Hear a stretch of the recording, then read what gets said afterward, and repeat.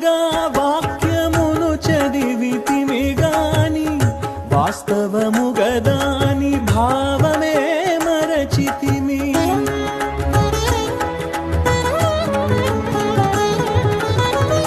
వాడుకగా వాక్యమును చదివితిమి గాని వాస్తవము గదాని భావమే మరచితిమి. ఆచారముగా ఆలయమేగితిమి గాని ఆచారముగా ఆలయమేగితిమి గాని ఆచరణలో ఆజ్ఞలను విడచితిమి.